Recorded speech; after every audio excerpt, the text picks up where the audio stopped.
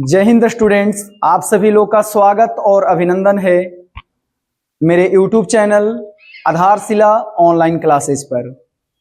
पुनः आज आप लोग को हम एक नया टॉपिक लेकर आए हैं जिसका नाम है दो चर वाले रैखिक समीकरण।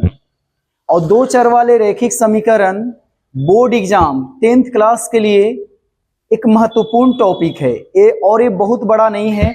इसके पीछे वाले क्लास में आप लोग को हम ट्रिग्नोमेट्री बताएं तो थोड़ा सा वह वाइड चैप्टर है, लेकिन इसमें ज्यादा कंसेप्ट नहीं है, इसमें ज्यादा फॉर्मूला का प्रयोग नहीं होता है, लेकिन यह जो चैप्टर है महत्वपूर्ण होता है क्योंकि एग्जाम के अगर हम लोग नजर से देखें, एग्जाम की दृष्टि से अगर हम देखें तो इसमें दीर्घ उत्तरीय प्रश्न एक पूछता है और दीर्घ उत्तरीय प्रश्न पूछता है ये दो तरीका से पूछते हैं।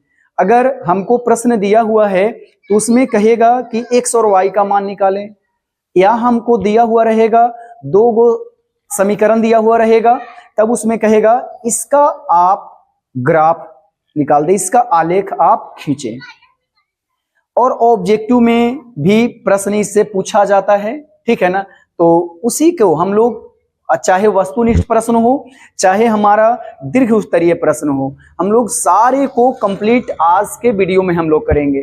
तो चलिए आज का क्लास हम लोग स्टार्ट करते हैं और देखते हैं कि इसमें किस किस टाइप से इसको हल किया जाता है। तो चलिए आज का क्लास है ना शुरू करते हैं।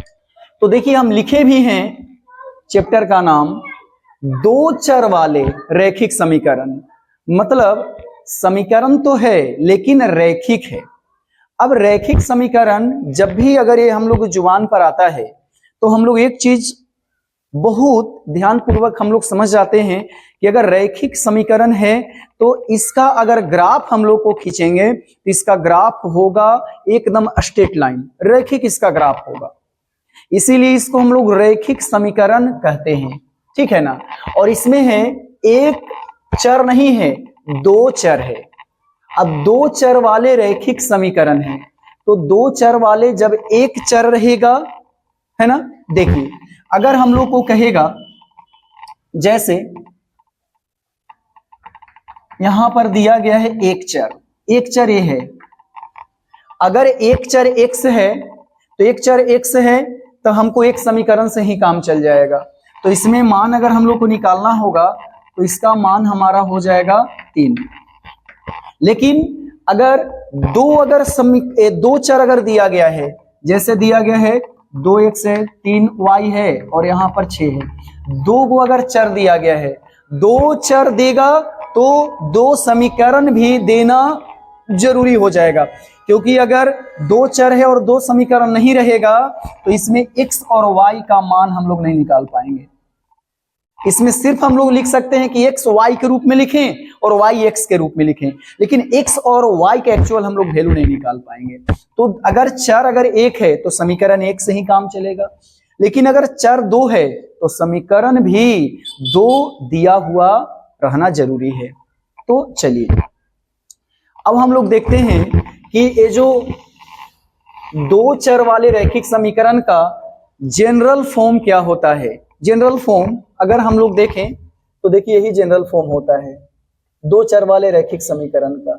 a1x plus b1y plus c1 बराबर 0।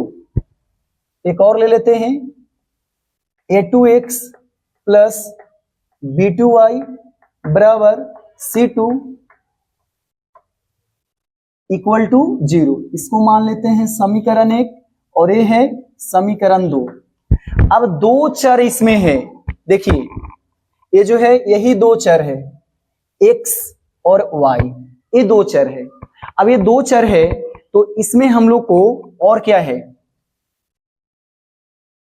a1 और a2, b1 और b2, c1 और c2, ये सभी जो है ये सभी है हम लोग को, अगर ये कह दिया जाए ये सभी है हम लोग को रियल नंबर, सभी रियल नंबर है, ठीक है ना।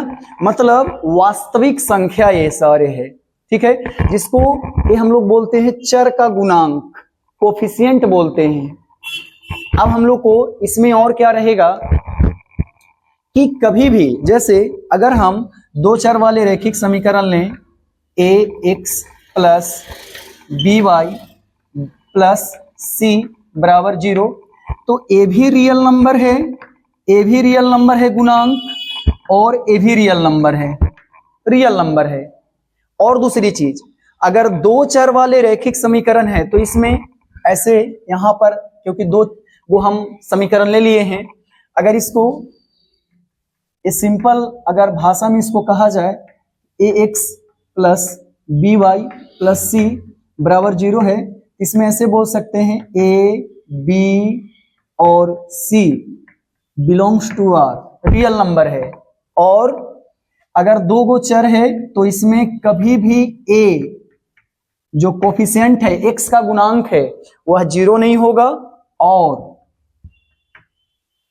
और क्या ले लेंगे, बी भी कभी भी 0 नहीं होगा, दोनों कभी भी 0 नहीं होगा, तो इसको दो चर में रैखिक समीकरण माना जाएगा। तो इसमें भी a1 और b1 does not equal to 0, तो समीकरण एक जो है दो चर वाले रैखिक समीकरण a2 और b2 जो है 0 के बराबर नहीं होगा, तो समीकरण दो चर वाले रैखिक समीकरण हम लोग समीकरण 2 को मान लेंगे।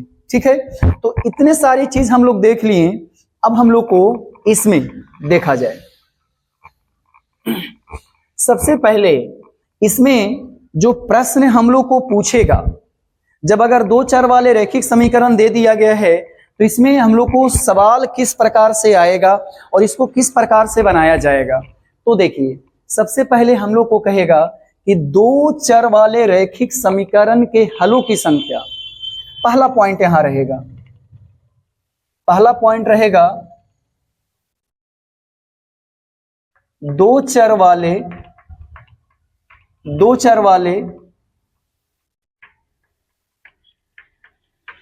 रैखिक समीकरण, दो चर वाले रैखिक समीकरण के हलों की संख्या, हलों की हमको पूछेगा हलों की संख्या, हलों की संख्या क्या हो जाएगा।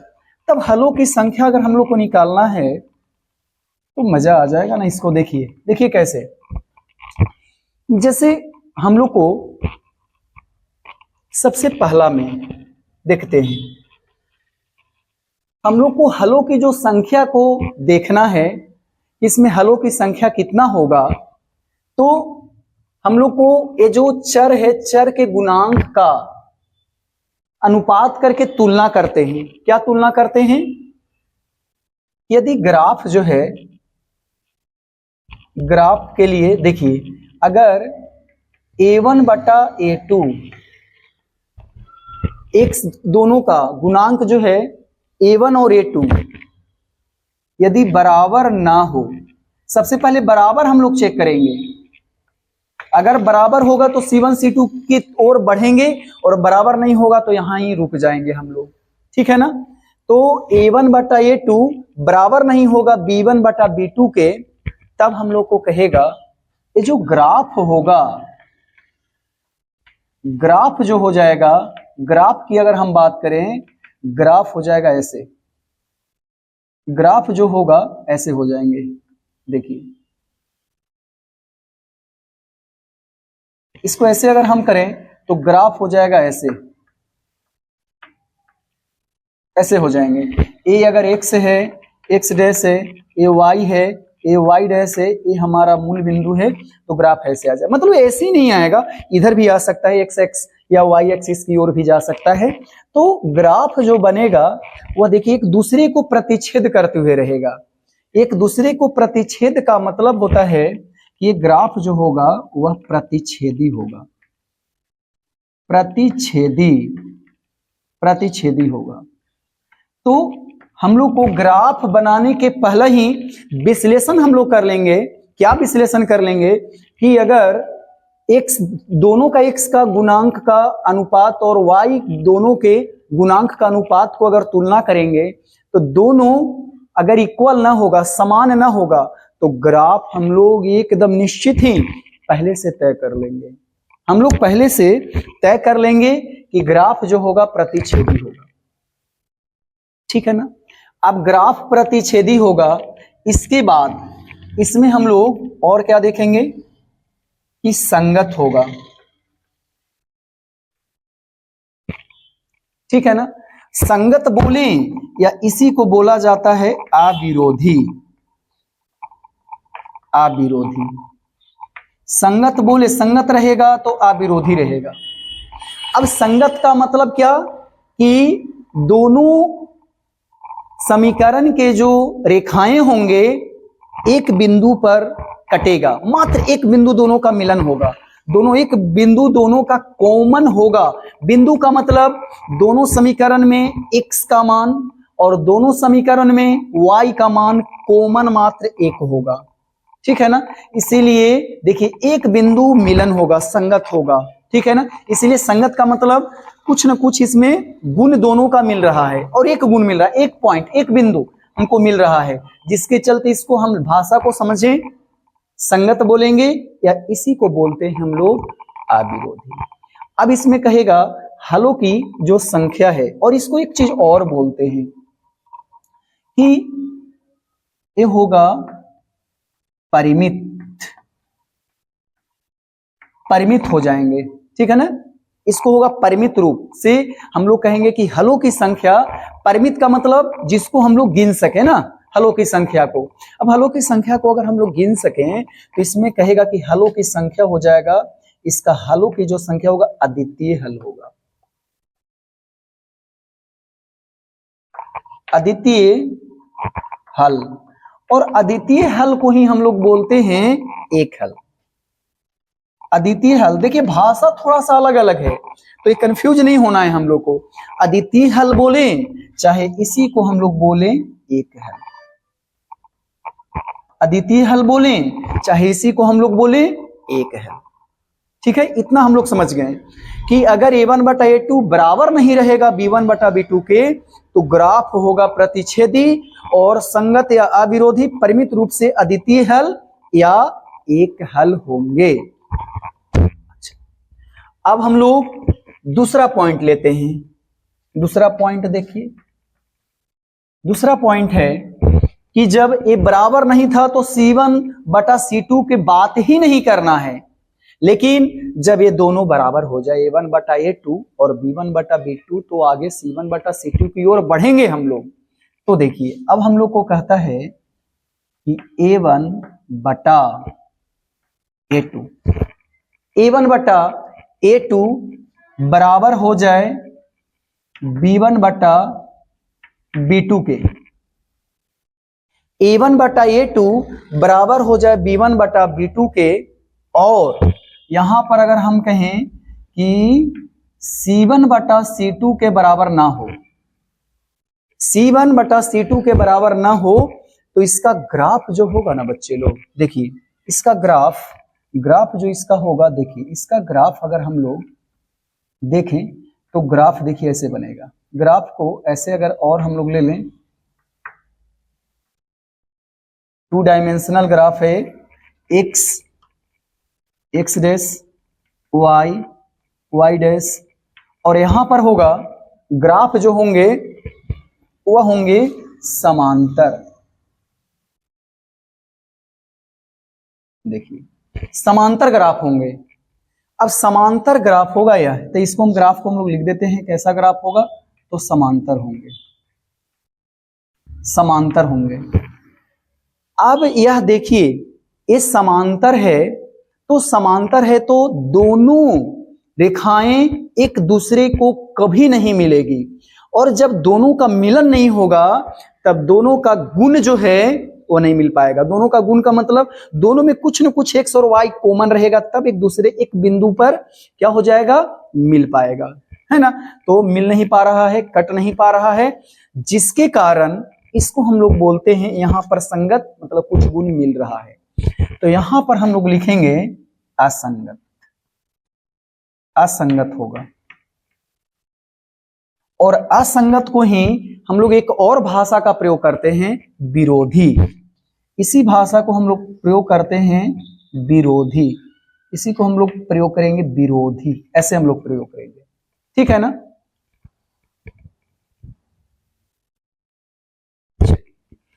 अब हम लोग इसी को प्रयोग करेंगे यहाँ पर असंगत या विरोधी। अब इस चीज को और हम लोग देखते हैं, ठीक है ना। अब यह जो है असंगत है और विरोधी है, तो असंगत है और विरोधी है। अब इसको हम लोग हम लोग देखेंगे, तो देखिए अब कहेगा इसका जो हल होगा, ठीक है ना, इसका जो हल होंगे इसका कोई हल नहीं होगा, इसका कोई हल नहीं होगा, कोई हल नहीं का मतलब इसमें कोई भी बिंदु x और y का, दोनों समीकरण के x और y कोई भी कॉमन नहीं आ रहा है। तो कॉमन नहीं होने के कारण इसको हम बोलेंगे कि कोई हल नहीं। और इसका ग्राफ समांतर हम लोग देख लेंगे। अब हम लोग चलते हैं तीसरा पॉइंट की ओर।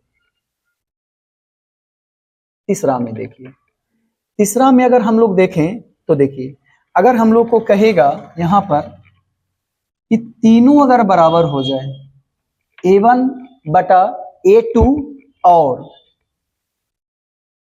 b1 बटा b2 बराबर हो जाए c1 बटा c2 के, तीनों बराबर हो जाए। अगर तीनों बराबर होगा तब देखिए ग्राफ कैसे होंगे। ग्राफ हमारा ऐसा होगा, ग्राफ जो है ऐसे हो जाएंगे, ग्राफ ऐसे हो जाएगा। ग्राफ अगर लें ऐसे हम, तो ग्राफ ऐसे हो जाएंगे। ये x है, x डैश है, y है, y डैश है, तो ग्राफ होगा ऐसे, एक दूसरे पर है ना आश्रित हो जाएगा, एक दूसरे पर संपाती हो जाएगा, ठीक है ना, एक दूसरे पर चिपक जाएगा, कोइंसाइड हो जाएगा।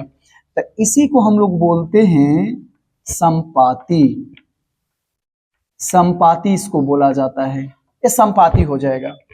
अच्छा, अब देखिए इसी को हम लोग बोलेंगे, ये तो सारे बिंदु कॉमन आ रहा है। अब सारे बिंदु, जब एक बिंदु कॉमन आ रहा था तो संगत बोल रहे थे, तो सारे बिंदु कॉमन इसमें आएगा। अब सारे बिंदु कॉमन का मतलब दोनों समीकरण में x का मान, दोनों समीकरण में y का मान इक्वल आएगा। अब दोनों में इक्वल आएगा तो हम लोग क्या कहेंगे, यह हो जाएगा संगत। अब जब संगत होता है तब बोलते हैं अविरोधी, अविरोधी होगा। लेकिन इसमें देखिए हलों की संख्या परिमित नहीं होगा, परिमित माने गिन सकते हैं, एगो था हल की संख्या, और इसमें होगा परिमित नहीं होगा, अपरिमित रूप से अनेक हल, चाहे इसी को बोलते हैं अनंत हल। नहीं, अनेक, जैसे भाषा देखिए, भाषा से हम लोग कभी कभी क्या होते मुश्किल में पड़ जाते हैं, है ना। तो हम लोग उस चीज को इसीलिए यहां पर हम एक्सप्लेन करके बता दे रहे हैं कि आप लोग उस भाषा में नहीं पढ़ना है कि अगर ऑप्शन में दे दिया जाए ऑब्जेक्टिव में तो हम लोग संगत असंगत रहे तो हम लोग दिक्कत ना हो, ठीक है ना। तो संगत या अविरोधी रहेंगे और इसको कहेंगे अपरिमित रूप से,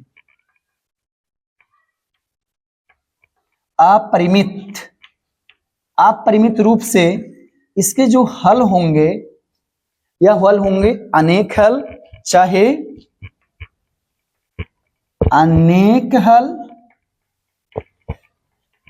इसी को बोला जाता है अनंत हल, और एक और बोला जाता है, कभी कभी होता है बहुत हल।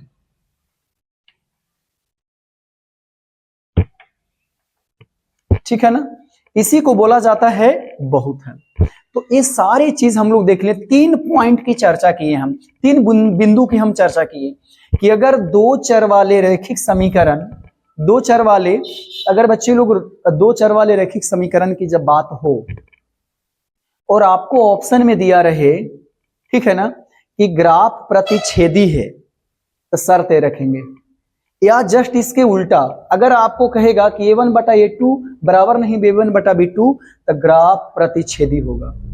या और इसको बोल सकते हैं, संगत भी बोल सकते हैं, अविरोधी और परिमित रूप से अद्वितीय हल चाहे एक हल। तो कहेगा कि ग्राफ अगर प्रतिच्छेदी आएगा तो इसके कितने हल होंगे, तो एक हल होंगे, चाहे अद्वितीय हल। अद्वितीय माने यूनिक ना, दूसरा और कोई नहीं है। अच्छा, अब ये शर्त को रहेगा a1 बटा a2 बराबर b1 बटा b2, लेकिन c1 बटा c2 के बराबर नहीं रहेगा, तो ग्राफ समांतर रहेगा। चाहे शर्त दे तो ग्राफ समांतर बोलेंगे, या ग्राफ समांतर बोलेगा तो शर्त रखना पड़ेगा। अच्छा, और क्या बोलेंगे, असंगत। असंगत का मतलब दोनों कभी नहीं मिलेगा। अच्छा, और इसी को विरोधी बोलेंगे, और इसका कोई हल नहीं, हलों की संख्या इसमें नहीं मिलेगा। अब इसमें हम लोग चर्चा कर रहे हैं तीनों बराबर हो जाए। तीनों बराबर का मतलब a1 बटा a2, b1 बटा b2 और c1 बटा c2 तीनों बराबर हो जाए, तो इसी को हम लोग बोलेंगे संपाती। एक दूसरे को क्या हो जाएगा, चिपक जाएगा, कोइंसाइड होगा, इसी को बोलेंगे हम लोग संपाती। और ये होगा संगत। तो संगत को अभी अविरोधी और अपरिमित रूप से हलों की संख्या, मान इसको नहीं गिन सकते हैं, इसको बहुत ज्यादा होंगे, अनेक हल, या इसी को अनंत हल, इसी को बहुत हल बोलते हैं बच्चे। ठीक है ना। तो इस प्रकार से हम लोग क्या देखें कि इसमें बहुत सारे ऑब्जेक्टिव प्रश्न भी है ना कंप्लीट हो गए, और सब्जेक्टिव में तो इसमें 2 नंबर में ज्यादा से ज्यादा मैक्सिमम अगर पूछेगा तो 2 नंबर में से इसमें प्रश्न आएंगे, नहीं तो अभी तक जो आप लोग को हम बताए हैं वह वस्तुनिष्ठ प्रश्न बताए हैं। वस्तुनिष्ठ के लिए एकदम समझिए कि मोस्ट भी आई है, बहुत ज्यादा महत्वपूर्ण है। अब हम लोग चलते हैं, अब हम लोग इसको देखना है कि 2 चर वाले रैखिक समीकरण युग्म का हम लोग को आलेख कैसे होते हैं, है ना। अब आलेख हम लोग को देखना है, जैसे 2 चर वाले रैखिक समीकरण के हल अगर हम लोग देख लिए तो उसका ज्यामितीय, है ना, हम लोग अगर उसको आलेख खींचेंगे, उसका ग्राफ खींचेंगे, तब हम लोग को क्या हम लोग को प्राप्त होगा, तो हम लोग को वही प्रतिच्छेदी, समांतर और संपाती आलेख प्राप्त होंगे। तो उसके लिए देखिए, 2 चर वाले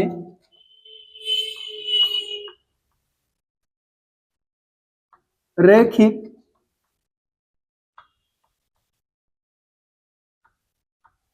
समीकरण युग्म का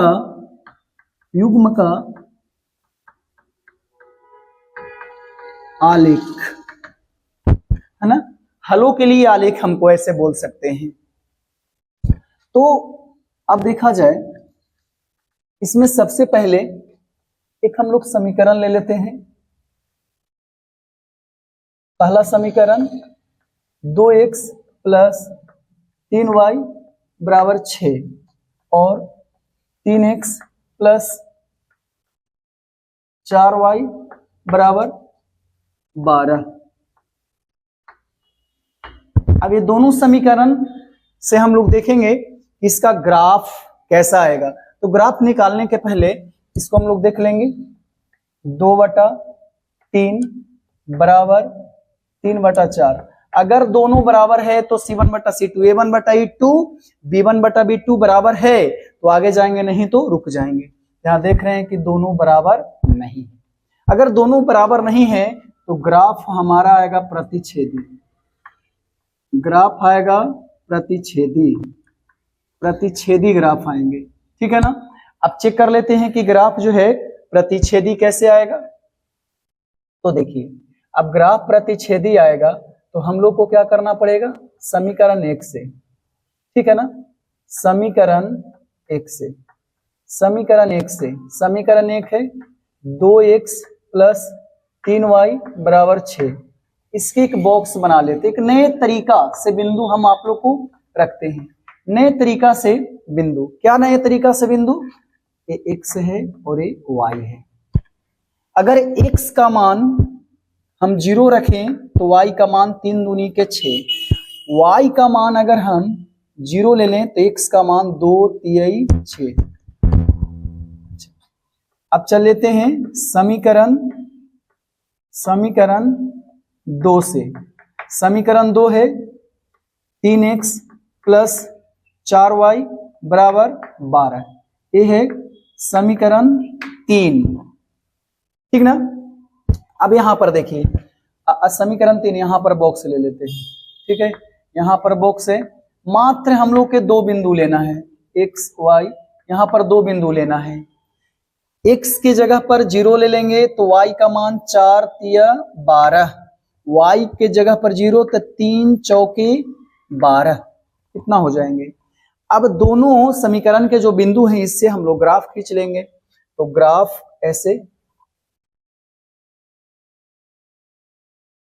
ऐसे हो जाएंगे। ये x है, ये x डैश है, y है, ये हमारा y डैश है, ठीक है ना। तब यहां पर देखिए है ओरिजिन पॉइंट मूल बिंदु। इसमें x और y का मैक्सिमम और मिनिमम बिंदु देखिए 4 से ज्यादा तो नहीं गया है, ये 0 है मिनिमम। तो यहां पर ले लेते हैं बिंदु चाप x पर 1 2 3 और 4। यहां पर 1 2 3 4, 1 2 3 4। माइनस में नहीं है, माइनस में रहता तो माइनस में भी ले लेते बिंदु। तो x0 y2, x0 y2 यहां पर ले लेते हैं। x0 है और y2 है। x के जगह पर +3 y0, x के जगह पर +3 है, y0 है, x के जगह पर +3 y0। दोनों बिंदु को क्या कर लेना है, मीट कर लेना है। अब दोनों बिंदु को मीट कर रहे हैं तो ऐसे देखिए, दोनों बिंदु को अच्छे से मीट कर लेना है। थोड़ा सा है ना सीधा नहीं हो पाया है, लेकिन कोई बात नहीं है, ठीक है। अभी किस समीकरण का ग्राफ है, तो इस समीकरण का ग्राफ है। तो यहां पर लिख देते हैं, चाहे नीचे चाहे ऊपर, 2x प्लस 3y बराबर 6, ऐसे होंगे। अच्छा, अब चल लेते हैं समीकरण 2 का बिंदु। 2 का बिंदु है x0 y plus 3, x0 y plus 3, x0 y plus 3, x plus 4 y0, x plus 4 है ना, x जो है +4 है, x +4 और y कितना है 0 है, x +4 और y 0, ऐसे ले लेना है, ठीक है ना। अब दोनों बिंदु को हम लोग को क्या कर लेना है, मिला देना है। अब दोनों बिंदु को अगर हम मिलाएंगे तो देखिए थोड़ा सा इसको हम लोग को सीधा खींचना है कि कोई दिक्कत ना आवे, ठीक है ना, कोई दिक्कत ना आवे। अगर इसको ऐसे हम लें, इसको ऐसे लें तो देखिए कहीं ना कहीं आगे जाकर ये क्या कर रहा है, एक दूसरे को प्रतिच्छेद कर रहा है, ठीक है ना। कहीं ना कहीं आगे जाकर एक दूसरे को क्या करेगा, प्रतिच्छेद करेगा। क्योंकि यहाँ पर शर्त दिया गया है 2/3 और 3/4 बराबर नहीं है, तो ग्राफ प्रतिच्छेदी होगा, ठीक है। क्योंकि यहाँ पर जैसे जैसे आगे बढ़ा रहे हैं या क्या होते जा रहा है, नजदीक आते जा रहा, तो कहीं ना कहीं अनंत तक जा रहा है इसके, है ना, लाइन, और इधर ऐसे फैलते जा रहा है। तो ये तो कभी मिलेगा नहीं, प्रतिच्छेद नहीं करेगा, टकराएगा नहीं, जब भी टकराएगा तो इधर टकराएगा, ठीक है। तो इसको हम लोग को देखना है। तो ये ग्राफ जो हम लोग को आ रहा है वह प्रतिच्छेदी आ रहा है, ठीक है। अब अगर मान लिया जाए कि एक और प्रश्न लेते हैं, देखिए सेकंड देख लेते हैं, x प्लस वाई बराबर 2 है, फिर लेते हैं 2x प्लस 2y बराबर 6। इसको मान लें समीकरण 1, इसको मान लें समीकरण 2। यहाँ पर ले लेते हैं, कुछ नहीं तो 1 है, कुछ नहीं तो 1 है। यहाँ पर हो जाएगा 1/2, यहाँ पर हो जाएगा 1/2, और यहाँ तो बराबर अगर है तो आगे जाएंगे, मैंने C1/C2 की ओर। ये हो जाएगा 2/6, ये हो जाएगा 2 तिया 6, 1/2 बराबर है 1/2 और बराबर नहीं है 1/3। A1/A2 बराबर है B1/B2, लेकिन C1/C2 बराबर नहीं है। इसका ग्राफ जो आएगा वह समांतर आएगा, ग्राफ जो आएगा इसका समांतर आएगा। तो हम लोग देख लेते हैं ग्राफ जो इसका समांतर आएगा, तो उसको हम लोग देख लेते हैं।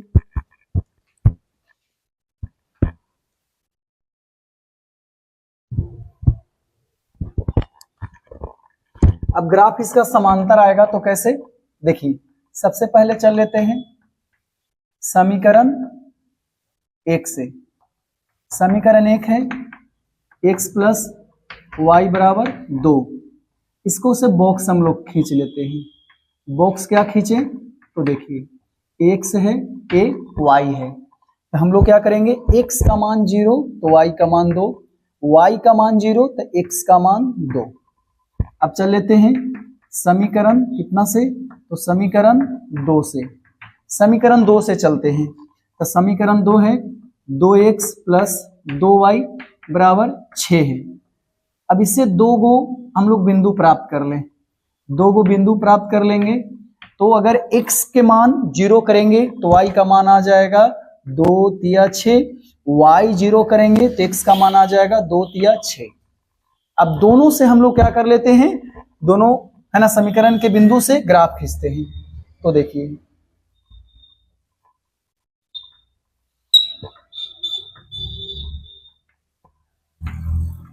से होगा x है, यहां पर x डैश है, यहां पर y है, यहां पर y डैश है, ये 0 है। तो अब बिंदु ले लेते हैं 1 2 3 है, 1 2 3, 1 2 3, 1 2 3, क्योंकि इधर माइनस में नहीं है तो माइनस में इसीलिए नहीं लिए हैं।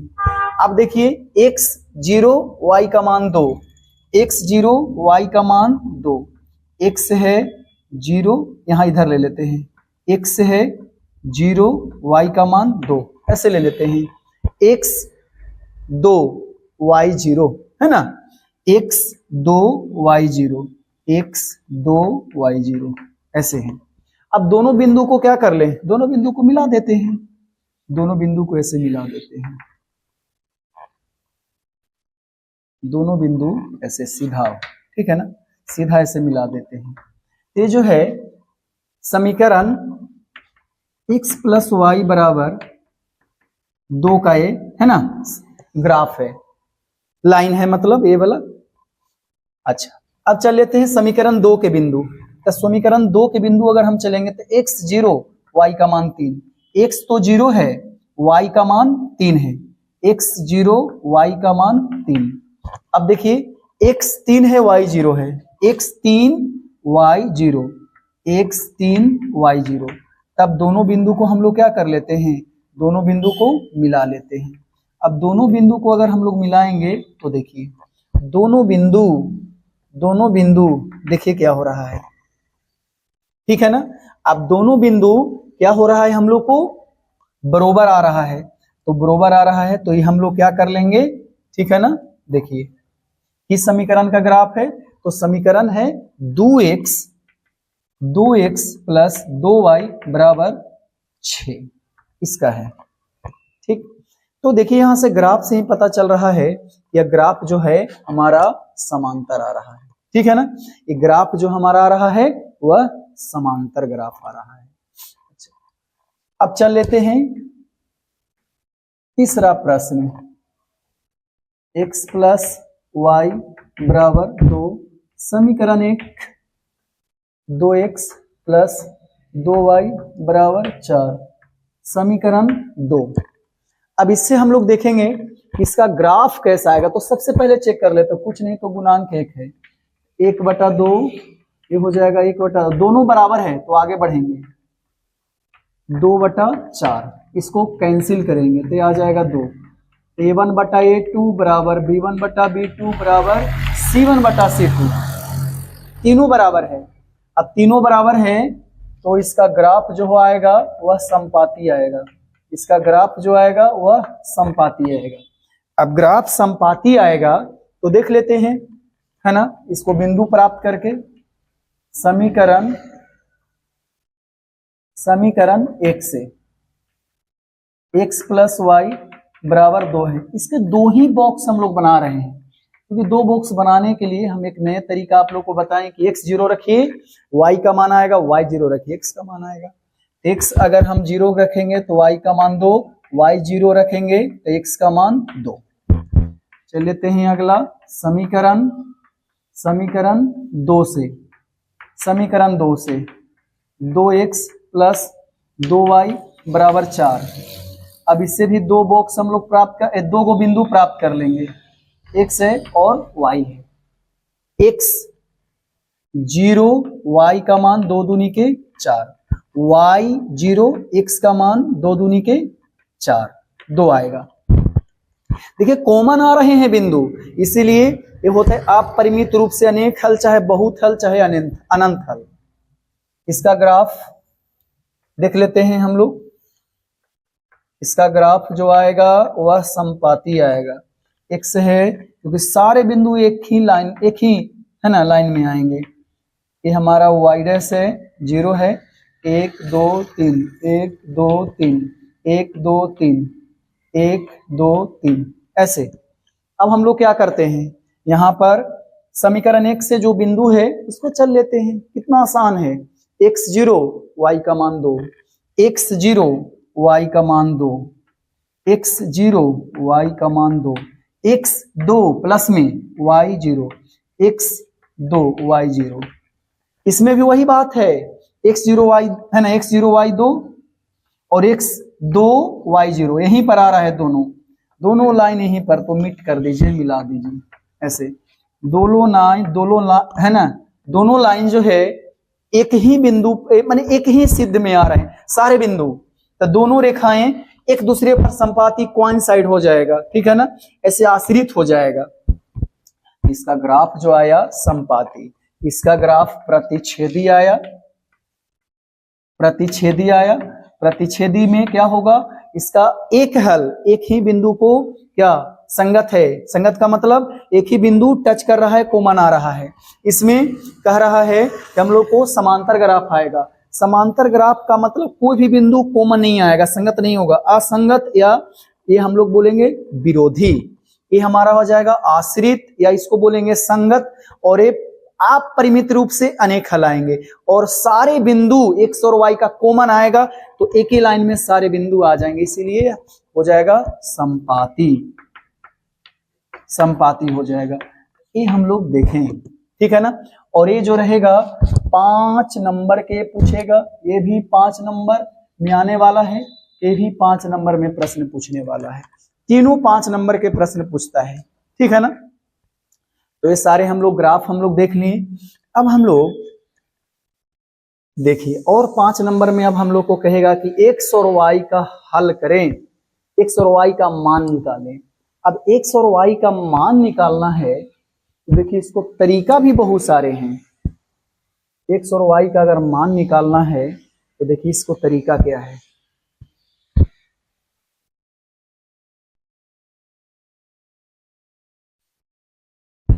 देखिए जैसे हम लोग को कह रहा है रैखिक समीकरण युग्म को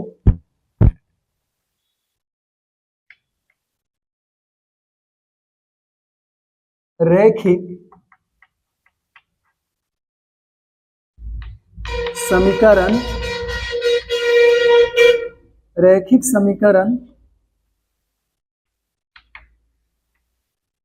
युग्म को हल करने का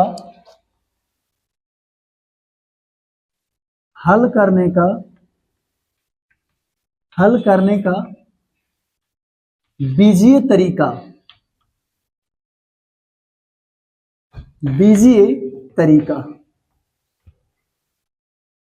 अलजेब्रिक मेथड, ठीक है ना। अलजेब्रिक मेथड हम लोग को चलना है, तो अलजेब्रिक मेथड से दो चर वाले रैखिक समीकरण का x और y का मान निकालना है। पहला तरीका, इसको बोला जाता है हिंदी में लुप्तीकरण, या इसको बोला जाता है विलोपन विधि। इसमें क्या किया जाता है, तो दो चर वाले रैखिक समीकरण का x का मान दोनों को समान करके या दोनों का y का मान समान करके विलोप करके मान निकालिए। इसी को बोला जाता है एलिमिनेशन मेथड।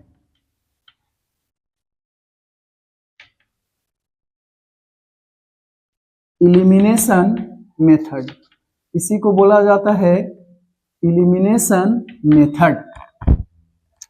अब इसमें हम लोग देख लेते हैं इलिमिनेशन मेथड क्या है। जैसे एक हम लोग कोई भी रैंडम हम लोग क्वेश्चन ले लेते हैं और उसी से हम लोग जितने सारे हम लोग बीजीय मतलब हल करने का बीजीय तरीका देखेंगे, सब में एक्स और वाई का मान अलग अलग नहीं आएगा, एक ही आएगा, लेकिन बनाने का तरीका अलग अलग रहेंगे। जैसे एक लेते हैं प्रश्न, 2x है और 3y बराबर 6 है, समीकरण 1 है, और 3x प्लस 4y बराबर 12 समीकरण 2 है। तो हम सब जितने सारे अभी विधि बता रहे हैं हल करने का बीजीय तरीका, वह अलग अलग रहेगा, तरीका अलग अलग रहेंगे, लेकिन एक्स और वाई का मान समान आएगा। तो मजा है सर, है ना। और ये 5 नंबर के पूछता है, ये ज्यादातर नहीं पूछता, ठीक है ना। ये बहुत ही, है ना, रेयर केस में ये विलोपन विधि या लुप्तीकरण विधि पूछता है। इसके पीछे भी वजह है, क्योंकि ये आसान विधि है, ठीक है ना, आसान विधि है। तो कैसे आसान विधि है तो देख लीजिए, ठीक है ना। क्योंकि देखिए रिकॉर्डिंग हम कर रहे हैं तो थोड़ा सा रिकॉर्डिंग में थोड़ा सा दिक्कत ना आए, जिसके चलते बार बार हमको पीछे होकर देखना पड़ता है, ठीक है ना, क्योंकि कोई ऐसा कोई कैमरामैन है नहीं। चलिए तो हम लोग देखते हैं। सबसे पहले देखते हैं कि दोनों को x को इक्वल कर दीजिए, चाहे y को इक्वल कर दे, आपकी मर्जी है। चाहे x को इक्वल कर दे तो विलोप माने हटा दीजिए, इलिमिनेट कर दीजिए, चाहे y को, है ना, इक्वल करके। तो इक्वल होगा कब? जब इसका गुणांक से, है ना, समीकरण 2 के x के गुणांक से 1 में गुना, या समीकरण, है ना, 1 के गुणांक से समीकरण 2 में गुना करेंगे तो इक्वल आ जाएगा दोनों। ये दोनों इक्वल करेंगे, चाहे y x इक्वल करे चाहे y। ऐसा नहीं है कि x ही इक्वल किया जाता है, लेकिन एक आदत लगता है तो इसीलिए हम लोग x को इक्वल करते हैं। तो कोई बात नहीं, हम लोग थोड़ा सा चल लेते हैं, इसको गुना कर लेते हैं ऐसे, यहां पर गुना 3 से, यहां पर गुना 2 से, तो x इक्वल होगा। और अगर यहाँ 4 से गुना, यहाँ 3 से गुना, तो y इक्वल होगा। तो आपकी मर्जी। तो अब गुना कर लेते हैं, तो हो जाएगा 6x प्लस 9y बराबर 18। ये समीकरण हो जाएगा 3। ये हो जाएगा 6x प्लस 8y बराबर हो जाएगा 12 दूनी के 24। ये हो जाएगा समीकरण 2। प्लस है तो माइनस, प्लस है तो माइनस, प्लस है तो माइनस, ये हो जाएंगे कैंसिल। प्लस 9y में से 8y चला जाएगा तो ये हो जाएगा y। माइनस 24 में से 18 चल जाएगा तो माइनस हो जाएगा 6। y का मान आ गया। y का मान समीकरण 1 में रख लेते हैं। y का मान समीकरण 1 में, समीकरण 1 में रखने पर समीकरण 1 है 2x प्लस 3y बराबर 6, ऐसे है। तो एक y के जगह पर -6 रखना है, यहाँ पर हो जाएगा 2x प्लस 3 गुने -6 बराबर 6। यहाँ हो जाएगा 2x प्लस माइनस माइनस 18 हो जाएगा बराबर 6 है। 2x माइनस है तो इधर आ जाएगा प्लस में 18, यहाँ पर हो जाएगा 2x बराबर, तो 18 और 6 हो जाएंगे 24। x बराबर आ जाएगा 24/2, ये आ जाएगा 12।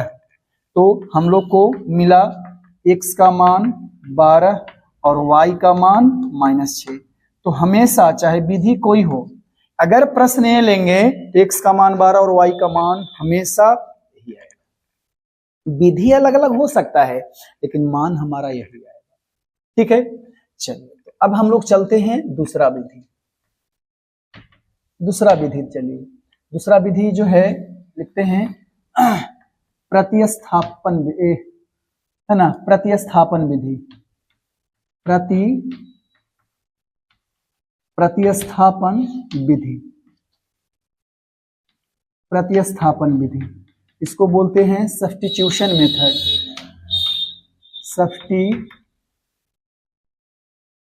सब्स्टिट्यूशन मेथड, सब्स्टिट्यूशन मेथड इसको बोलते हैं। मतलब प्रतिस्थापन का मतलब समीकरण 1 से x का मान या y का मान समीकरण 2 में रख दीजिए, मान निकल गया। इसलिए एक की स्थापना दूसरे में करना। यही प्रश्न चलते हैं। 2x प्लस 3y बराबर 6, समीकरण 1 ये है। 3x प्लस 4y बराबर 12, ये ले लेते हैं समीकरण 2। अब चल लेते हैं हम लोग समीकरण 1 से। समीकरण 1 से 2x प्लस 3y बराबर 6, चाहे समीकरण 1 से चलें, चाहे समीकरण 1 में x का मान निकालें, चाहे y है ना, x को y के रूप में, चाहे y x के रूप में रखेंगे और समीकरण 2 में पुट कर देंगे, तो वही एक की स्थापना दूसरे में कहा जाता है। तब अगर हम लोग लें ऐसे 3y बराबर 6 माइनस 2x, तो y बराबर हो जाएगा 6 माइनस 2x बराबर हो जाएगा 6x माइनस 2 है ना, 6 माइनस 2x बटा 3 गुना है तो चला जाएगा भागा में। अब y का जो मान है ना वो समीकरण 2 में रख लेते हैं। y का जो मान है समीकरण कितना में रखें, तो 2 में रख लेते हैं। तो समीकरण 2 में अगर हम रखें तो चलते हैं समीकरण 2 से। समीकरण 2 से चल लेते हैं। समीकरण 2 है 3x प्लस 4y बराबर 12। तो देखिए 3x प्लस 4 गुने y के जगह पर इतना रखेंगे, y के जगह पर इतना रखेंगे तो हो जाएगा 6 माइनस 2x बटा 3 बराबर 12।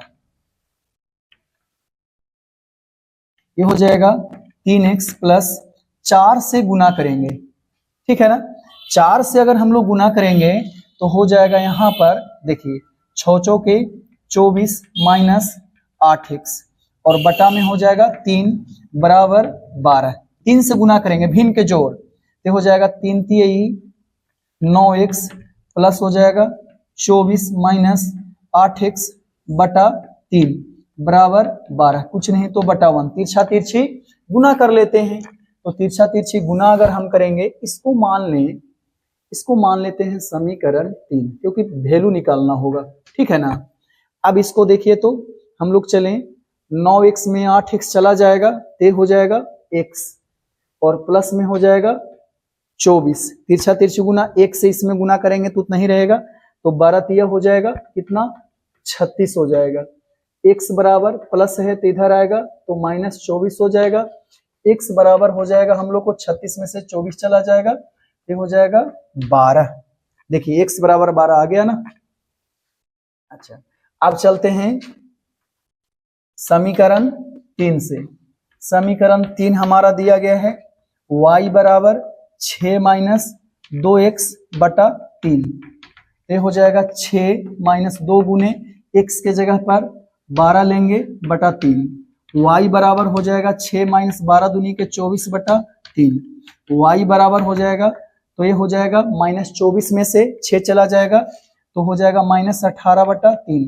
तो 3 छक 18, y का मान आ जाएगा माइनस 6। इसलिए x का मान 12 और y का मान 6 हो जाएगा। देखिए तरीका जो है अलग अलग है, लेकिन वैल्यू जो है अगर एक प्रश्न रहेगा तो वैल्यू जो है वह जो है एक ही आ रहा है। तो ये हम लोग देखें प्रतिस्थापन विधि और देखें विलोपन या लुप्तीकरण विधि। हम लोग अगला विधि देख लेते हैं। अगर अगला विधि हम लोग देख लिए तो अगला विधि देखिए तीसरा विधि देख लेते हैं हम लोग। तीसरा विधि क्या है,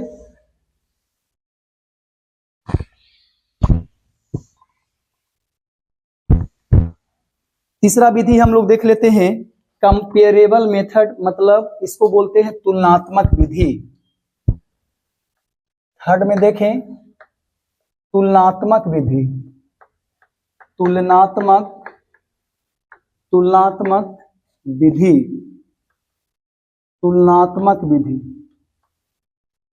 इसको हम लोग बोलते हैं कंपेरेबल मेथड इसको बोलते हैं, ठीक है ना। कंपेरेबल मेथड इसको बोलते हैं बच्चे लोग। तो देखिए कंपेरेबल मेथड का मतलब क्या होता है कि समीकरण 1 और 2 जो दिया गया है दोनों में x ले लीजिए, है ना, x y के रूप में चाहे y x के रूप में, दोनों को तुलना कर दीजिए। तो देखिए ऐसे प्रश्न अगर वही रखे हम 2x प्लस 3y बराबर 6 और 3x प्लस 4y बराबर अगर हम 12 लें, तो देखिए समीकरण इसको 1 मान लेते हैं, समीकरण इसको 2 मान लेते हैं। ठीक है, अब हम लोग को क्या कर लेना है, कंपेयर। दोनों में y x के रूप में रखिए चाहे x y के रूप में रखिए। तो चल लेते हैं समीकरण 1 से 2x प्लस 3y बराबर 6, 3y बराबर हो जाएगा 6 माइनस 2x, प्लस माइनस में y बराबर हो जाएगा 6 माइनस 2x बाई 3, समीकरण 3 मान लेते हैं। अब y जो x जो है y के रूप में हम लोग रख दें, ठीक है ना। तो अब हम लोग को चलना है समीकरण 2 से भी उसी प्रकार से, समीकरण 2 से 3x प्लस 4y बराबर 12, यहां हो जाएगा 4y बराबर 12 माइनस 3x, y बराबर हो जाएगा 12 माइनस 3x बटा में हो जाएगा 4, इसको मान लेंगे हम लोग समीकरण 4। अब चल लेते हैं समीकरण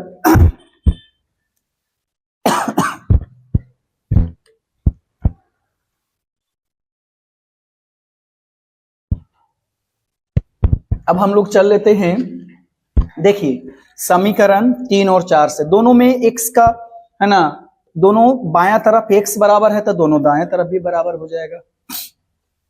तो समीकरण 1 और समीकरण 2 को, समीकरण 1 और 2 को क्या करने पर, तुलना करने पर, तुलना, समीकरण 1 और 2 को तुलना करने पर, तो समीकरण 1 और 2 अगर हम लोग तुलना करें तो देखिए दोनों के बायां तरफ बराबर है तो दायां तरफ स्वतः बराबर हो जाएगा।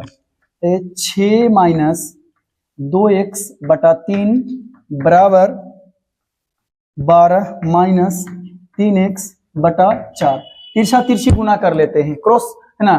तो 4 में, है ना, इतना से गुना करेंगे तो हो जाएगा 6 चौके 24, माइनस हो जाएगा 4 दूनी के 8, ये हमारा हो जाएगा 12 तिहाई 36, 3 तिहाई 9, माइनस इधर आएगा तो प्लस हो जाएगा, और ये प्लस है 24 इधर आएगा तो माइनस हो जाएगा, 9x में 8x चला जाएगा तो x, 36 में 12 चल जाएगा, 36 में 24 चल जाएगा तो हो जाएगा 12, ठीक है ना।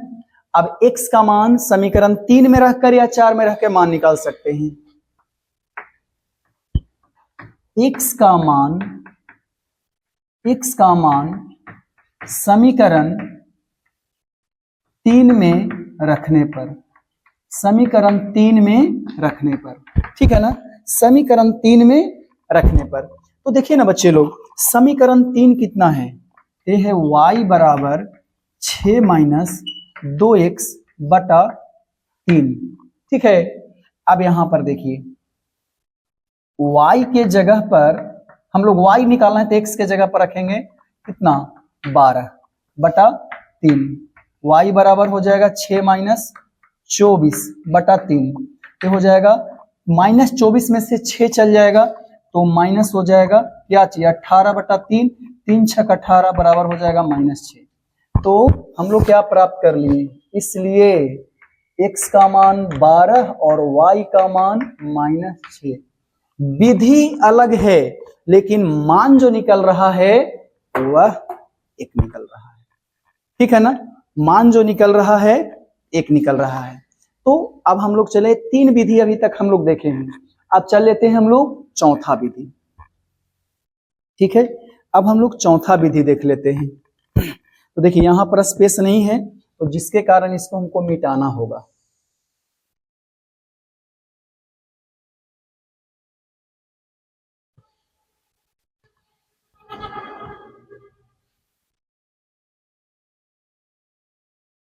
अब देखिए अब हम लोग चलें चौथा विधि, अगर हम लोग चलें, देखिए चौथा विधि चल लेते हैं, ठीक है। चौथा विधि अगर हम लोग चलें, इसको बोलते हैं अनुपात निर्णय विधि। अनुपात निर्णय विधि, ठीक है ना। अब अनुपात निर्णय विधि हम लोग को चलना है, तो यहां पर देखिए प्रश्न तो वही है, प्रश्न वही है, लेकिन तरीका जो है अलग है। यहां पर है 3x प्लस 4y बराबर है हम लोग को कितना, 12। समीकरण 1 है और यहां पर समीकरण 2 है।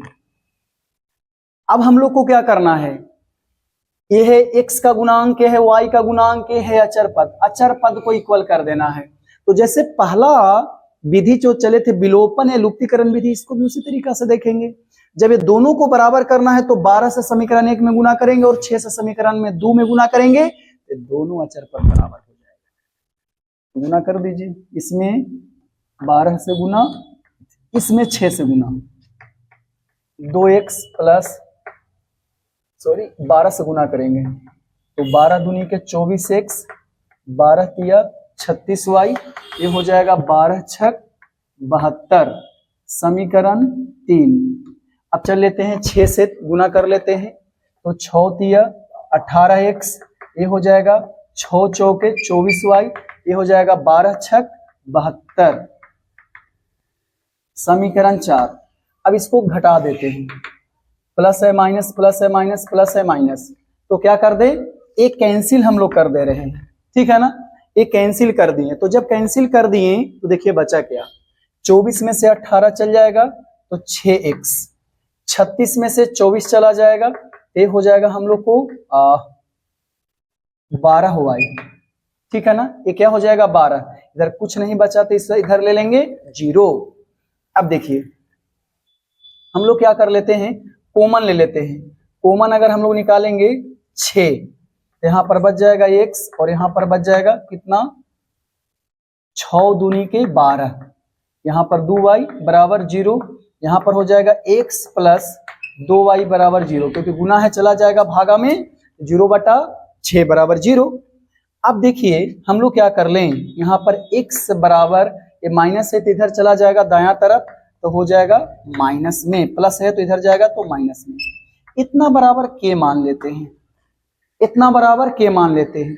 इसके पीछे कुछ राज है, इसके पीछे कुछ खास वजह है। क्या वजह है, तो देखिए इसको मान लीजिए फर्स्ट, इसको मान लीजिए सेकेंड, इसको मान लीजिए थर्ड। अब चल लेते हैं पहला और तीसरा से, फिर चल लेते हैं दूसरा और तीसरा से के लिए। तो चलें अगर हम फर्स्ट और सेकेंड से, तो x बराबर के, x के रूप में रख दिए। अब चल लेते हैं सेकेंड और थर्ड से, ये हो जाएगा -2y बराबर के, तो यहां पर हो जाएगा y बराबर k बटा -2। अब x और y का मान समीकरण 1, 2, 3, 4 किसी में भी रख सकते हैं ना, मतलब समीकरण 1 या 2 में रखेंगे। तो देखिए इसको हम लोग ऐसे बना लेते हैं, x और k के रूप में, x और y का मान समीकरण 1 में, समीकरण 1 में रखने पर, समीकरण 1 में रखने पर, समीकरण 1 है 2x प्लस 3y बराबर 6। तो अब रखिए x के जगह पर रखेंगे हम लोग कितना, तो 2 गुने x के जगह पर k, 3 गुने y के जगह पर रखेंगे k बटा -2 बराबर हो जाएगा 6। इसको लिख लेंगे 2k plus minus minus 3k बटा हो जाएगा 2 बराबर 6, हो जाएगा 2 दूनी के 4k माइनस 3k बटा 2 बराबर 6, इतना हो जाएंगे।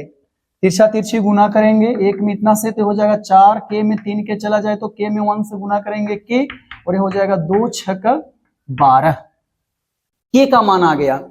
अब चल लेते हैं x बराबर के है, इसलिए x बराबर के और के जगह पर रख रहे हैं 12, इनको आ गया ये वो मान। अब चल लेते हैं यहां से y बराबर है हम लोग को k बटा -2, तो k बटा के जगह पर है 12 और y के जगह पर -2, सॉरी k के जगह पर 12 बटा -2, तो काटेंगे तो 6 बार में, तो हो जाएगा -6। तो इसलिए हम लोग का मान जो आया, x का मान आया 12 और y का मान आया -6। तरीका अलग है, ठीक है ना, तरीका अलग है, लेकिन हम लोग को मान एक आ रहा है जब प्रश्न एक हो तब, ठीक है ना। तो ये था हम लोग को अनुपात निर्णय विधि। अब चल लेते हैं हम लोग आगे। अगर हम लोग आगे चलें और आगे अगर हम लोग देखें ब्रज गुणन विधि, एक और बच गया है ब्रज गुणन विधि, उसको भी देख लेते हैं, क्योंकि अभी विधि और है ना, अभी वो विधि है लेकिन वो हम लोग को 10th क्लास में नहीं पढ़ना है, तो हम लोग 5 ही विधि यहां पर देखेंगे। देखिए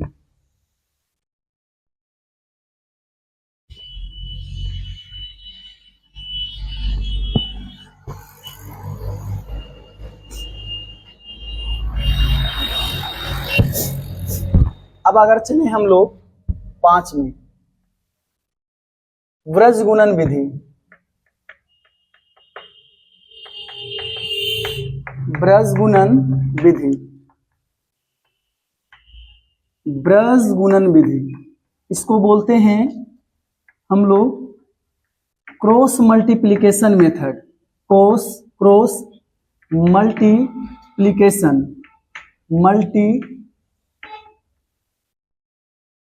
क्रॉस मल्टीप्लिकेशन मेथड, ठीक है ना। क्रॉस मल्टीप्लिकेशन मेथड हम लोग को देख लेना है, ठीक है ना। 1 मिनट, चलिए रिकॉर्डिंग अच्छे से हो रहे हैं। अब देखा जाए, अब अगर मान लिया जाए तो प्रश्न को वही रखा जाए, 2x + 3y = 6, और यहां पर ले लें 3x + 4y = 12, इसको ले लेते हैं समीकरण 1, इसको ले लेते हैं समीकरण 2। अब हम लोग को करना क्या है, ध्यान देना है कि अगर अचर पद बराबर की राइट साइड है तब -1 लेंगे, और लेफ्ट साइड है तो +1 लेंगे। क्या +1 -1 कर रहे हैं सर, तो देखिए x/, ऐसे ले लेते हैं, ज्यादा इसमें झंझट करना ही नहीं है, ठीक है ना। y बटा ऐसे ले लेते हैं, यहां पर ले लेते हैं -1, ऐसे। जब अचर पद 0 बराबर के दायां साइड तो -1, और बराबर के अंदर रहेगा तो +1 लेंगे। अब देखिए x पूछ रहा है तो x को छिपाइए, ऐसे क्रॉस, ठीक है ना, ऊपर से नीचे, नीचे से ऊपर, ऐसे चलना है हम लोग को। तो चलना है, देखिए ऊपर से नीचे डायगोनल टाइप हम लोग चल रहे हैं, प्रिंसिपल डायगोनल। तो 12 तिया 36, 12 तिया 36, और बीच में माइनस, और 4 छक या हो जाएगा 24, ऐसे हो जाएंगे, ठीक है ना।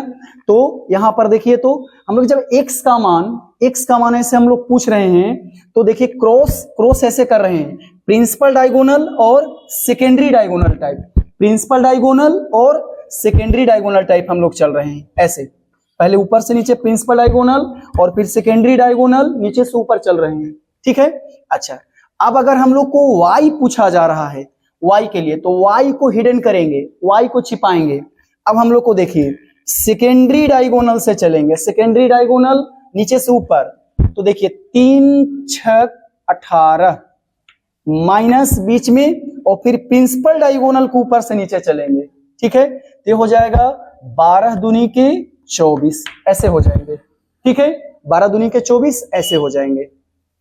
अच्छा, अब हम लोग को देखिए यहां पर अचर पद है, तो फिर प्रिंसिपल डायगोनल ऊपर से नीचे, तो 2 चौके यहां पर हो जाएगा 8, फिर सेकेंडरी डायगोनल 3 3 हो जाएगा 9, ऐसे हम लोग चल लेंगे, ठीक है ना। अब अगर इसको हम लोग को अगर हल करना है तो हल देखिए कैसे किया जाए। यहां पर है x बराबर 36 में से 24 चला जाएगा 12, y बराबर हो जाएगा -6 और ये हो जाएगा -1 बटा -1, एक से एक कैंसिल हो जाएंगे, ये हो जाएगा x बटा 12, ये हो जाएगा y बटा -6, ये हो जाएगा 1 बटा 1। इसको मानेंगे फर्स्ट, इसको मानेंगे सेकेंड और इसको मानेंगे थर्ड। अब चल लेंगे हम लोग कितना से, देखिए फर्स्ट और थर्ड से, ठीक है, फर्स्ट और थर्ड, सेकेंड और थर्ड, क्योंकि ये अचर है, इसमें कोई है ना वेरिएबल नहीं है। तो चलेंगे x बटा 12 है, 1 बटा 1 है, तो क्या हो जाएगा x बराबर 12। पुनः चल लेते हैं सेकेंड और थर्ड से, तो सेकेंड और थर्ड है y बराबर -6, 1 बटा 1, y बराबर आ जाएगा -6, ठीक है ना, y बराबर आ जाएगा -6, ठीक है। अब देखिए अब हम लोग इसलिए x का मान 12 और y का मान -6, तरीका अलग अलग हुआ, बोल भी रहे थे हम कि तरीका अलग अलग हो रहा है, लेकिन हम लोग को जब प्रश्न एक रख रहे हैं तब पांचों विधि में x का मान 12, y का मान -6 आया, ठीक है ना। अभी एक विधि और है, लेकिन थोड़ा सा हम जब आप लोग 11th क्लास में पढ़ेंगे तो एक चैप्टर है, 11th में से नहीं, वो चैप्टर है 12th में है, लेकिन यहाँ पर थोड़ा सा हम आप लोग को बता देना चाहते हैं। ये है छठा विधि, इसको बोलते हैं आव्यूह मेथड, आव्यूह मेथड, आव्यूह विधि, आव्यूह विधि। ये ऐसे हल पूरा नहीं करेंगे क्योंकि इसके लिए बहुत ज्यादा कंसेप्ट की जरूरत होगा जो अभी हम लोग नहीं कर पाएंगे, ठीक है ना, इसलिए कि अभी बहुत सारी चीज आप लोग 10th क्लास में नहीं पढ़ना है, तो हम तरीका केवल लिख दे रहे हैं कि होता है ना। ये 2 चर वाले रैखिक समीकरण के लिए भी है और 3 चर के रैखिक समीकरण के लिए भी है, ठीक है ना। अच्छा, तो जैसे अगर हम लोग को दिया गया है 2x + 3y बराबर 6, समीकरण 1, इसको बोलते हैं matrix method, matrix method. 2x + 3y बराबर 6 और ये है 3x + 4y बराबर 12, समीकरण 2, समीकरण 2 है, ठीक है ना। अब यहां पर देखिए इसको ऐसे लिखा जाता है बच्चे लोग, a, इसका गुणांक x और y का 2 3 3 4, यहां पर b बराबर होता है ऐसे, ठीक है ना। b बराबर कैसे होता है, तो b बराबर यहां पर होता है हम लोग को गुणांक अचर पद 6 और 12, फिर यहां पर देखिए x बराबर लिखते हैं, जो यहां पर क्या है वेरिएबल है, x और y ऐसे लिख देते हैं। तो यहाँ पर बहुत सारे चीज प्रॉपर्टीज अभी नहीं बता पाए हैं आप लोग को, जिसका लेकिन यहाँ तरीका हम बता रहे हैं कि एक होता है, x बराबर जो निकाला जाता है a इनवर्स b के द्वारा इसको निकाला जाता है, ठीक है ना, ऐसे। और x के जगह पर हम लोग लिख देते हैं x और y, लेकिन ऐसे अभी नहीं निकाले हैं तो छोड़ ही दीजिए। इस विधि से है ना, मैट्रिक्स विधि से भी हम लोग क्या कर सकते हैं, मान x और y के निकाल सकते हैं। तो टोटल 6 विधि, और भी विधि आगे हम लोग को पढ़ना है, सारूस विधि, ठीक है ना, लेकिन वो अभी जरूरत नहीं है, जितना जरूरत रहे उतना ही हम लोग को अभी यहाँ पर बोर्ड एग्जाम के लिए 10th के लिए पढ़ना है बच्चे लोग।